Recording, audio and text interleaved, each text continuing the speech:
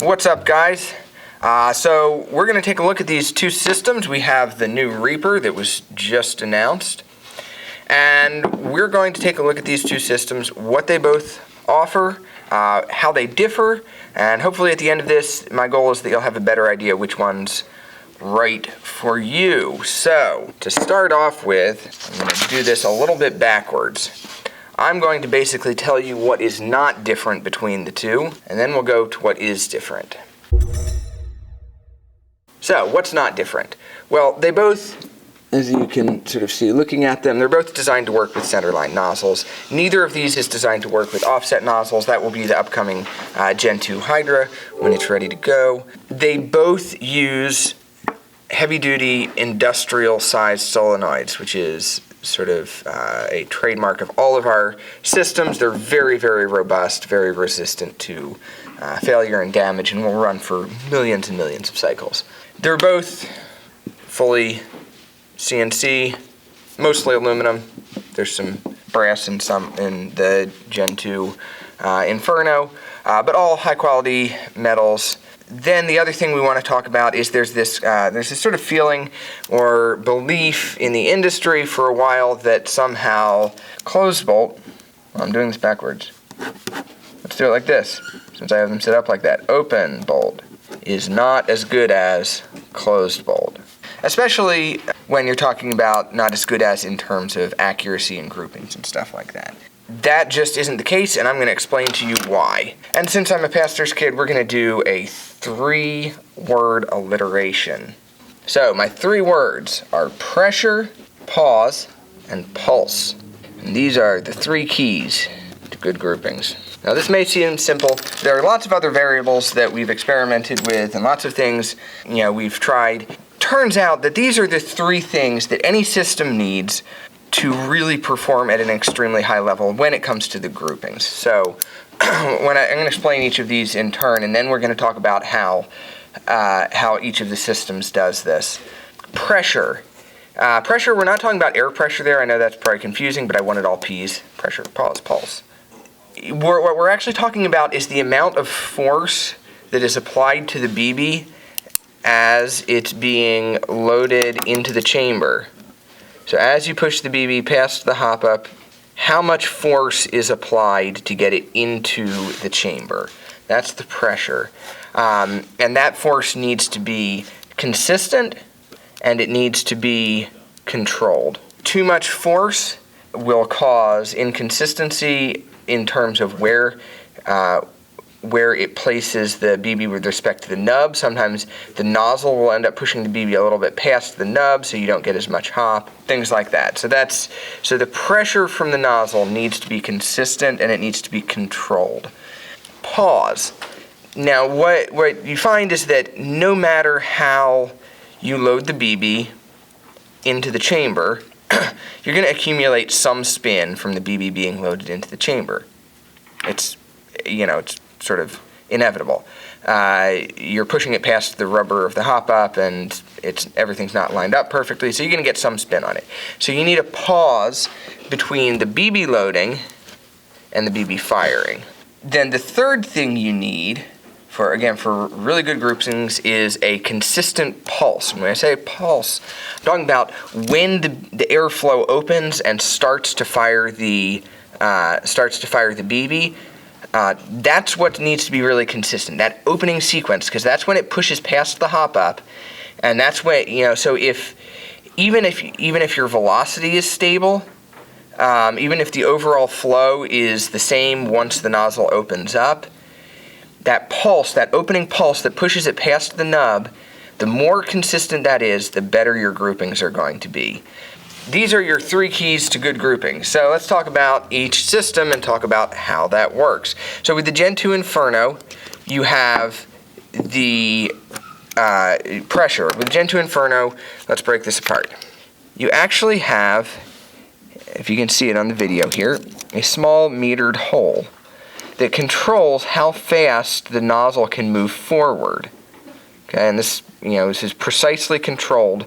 Very precisely controlled metered hole that allows us to control how fast the nozzle moves and how much pressure it puts on the BB.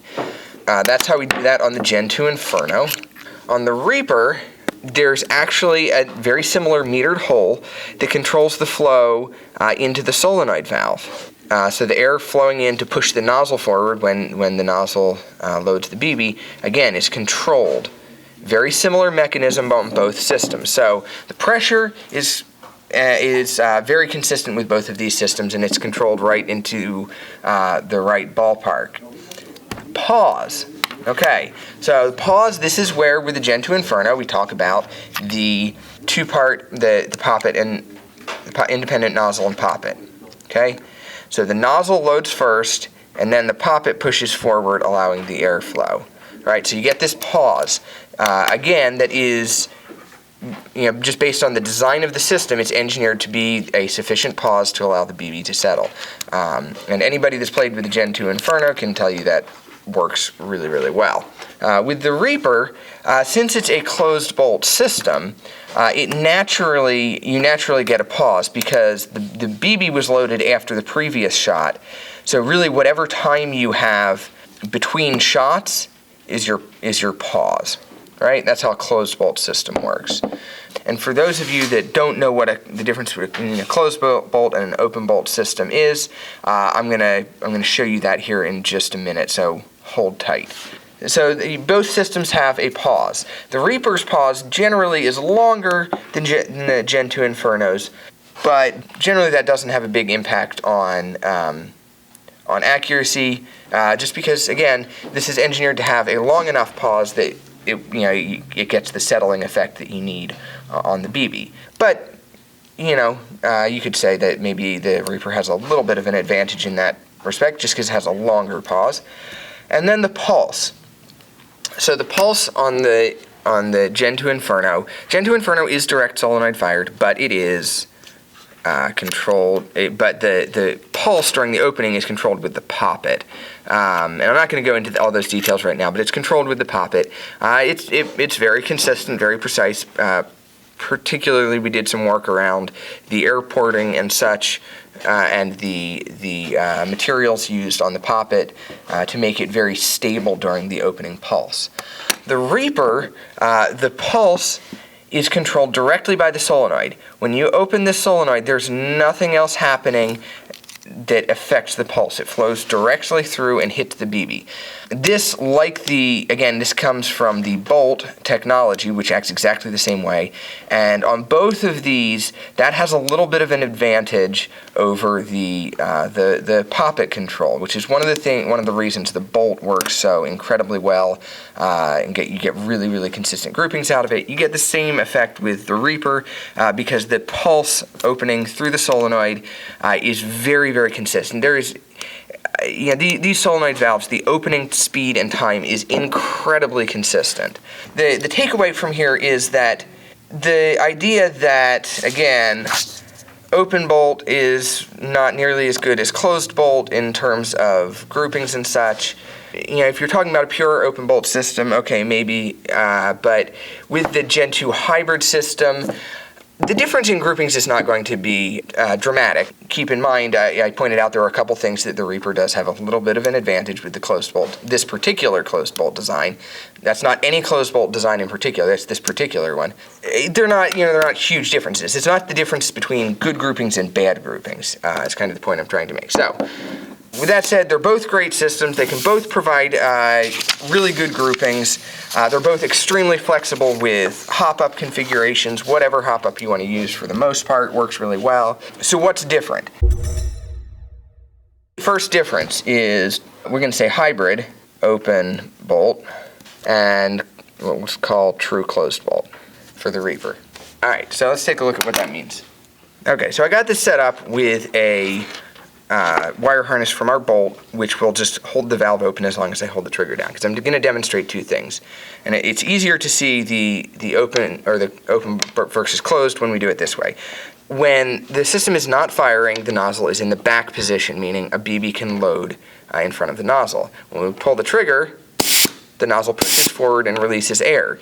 You'll also notice that it will release air for as long as I hold the trigger down. This is what we call the dwell time, and that's what we tune. We want to tune the dwell as low as we can without reducing the velocity so that we don't keep sitting there and wasting air. Now let's take a look at the closed bolt and see how that differs. So with the closed bolt system on the Reaper, you'll notice the nozzle is forward under pressure, and then when we pull the trigger, it releases a pulse of air, and then the nozzle cycles back. But you'll also notice that it doesn't just keep blowing air out. That's because there is this is a fixed volume system. The air firing the BB doesn't flow directly from the airline like it does on the Gen 2 Inferno or a lot of other systems. Like the Bolt, it fires from a reservoir that flows through the valve and fires the BB. Once that reservoir is empty, no more air flows. But you'll see the nozzle starts forward, cycles back to allow a BB to load, and then goes back forward. All right, so that's our open versus closed bolt, and it also demonstrates the difference in how the systems are set up, that the Reaper is a fixed volume system, like the Bolt, and the Gen 2 Inferno is a continuous flow system. So we have differences. True closed bolt, this is fixed volume. This is continuous flow. Going along with the open versus closed bolt, the Gen 2 does not have first round dry fire. And again, that's because the nozzle starts back, you put in a new magazine, the BB immediately goes up there, and the first shot pushes the BB in and loads it. Typical of any open bolt style system. The Reaper is closed bolt, so it does have first round dry fire. So when you put in a new magazine, you have to fire the system one time to load a BB, and then you can keep going. Not a big deal, but it is it's a difference.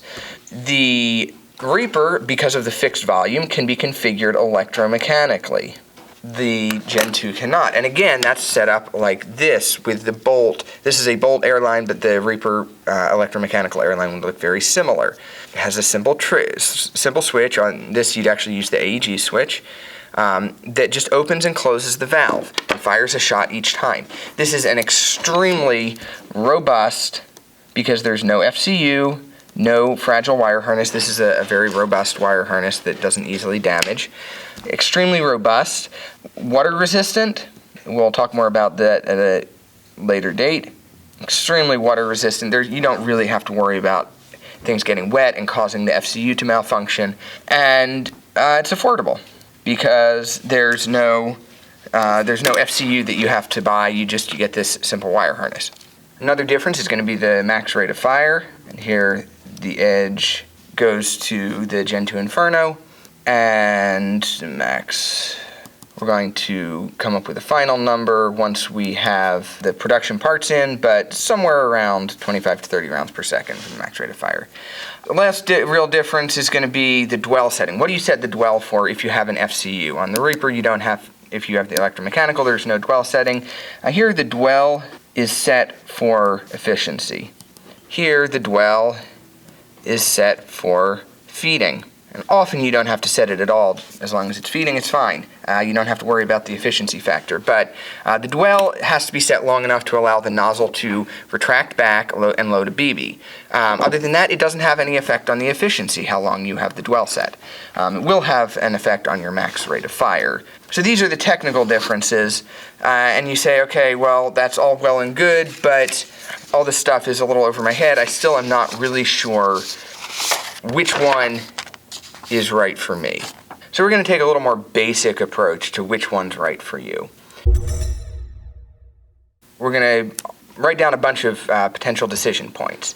Your cheapest option goes to the Reaper with the electromechanical configuration. Only has semi-auto, but if that's all you need and you want something cheap to get started with, that's great.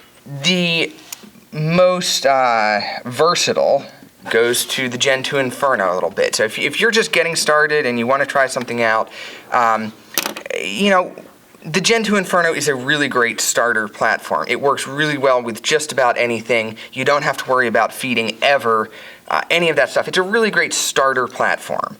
And you're not really losing a lot on performance. We use the analogy that asking which one of these is better is kind of like asking whether the sports car or the a hot hatch is better. Well, take your pick. They both have advantages. They're both going to get you to work. We're going to do most of the stuff the same. They're both going to get you to work, both going to be able to have enough room to get groceries, but the driving experience and all is going to be a little bit different. So in that analogy, your Gen 2 Inferno is kind of like your hot hatch. It's really fun. It's high performance, but it's a little bit more, I don't know, versatile. Right? It has a little more cargo space, has a little more flexibility in how you do stuff, higher rate of fire, range, all that kind of stuff. So this is sort of we look at as the industry workhorse. We're going to say for absolute precision, if that's your goal, that goes to the Reaper. Not by a big margin, as we discussed at the beginning, but the Reaper, again, was designed with a no-holds-barred approach to precision, just like the Bolt. It's exactly the same technology. That's really what it comes down to.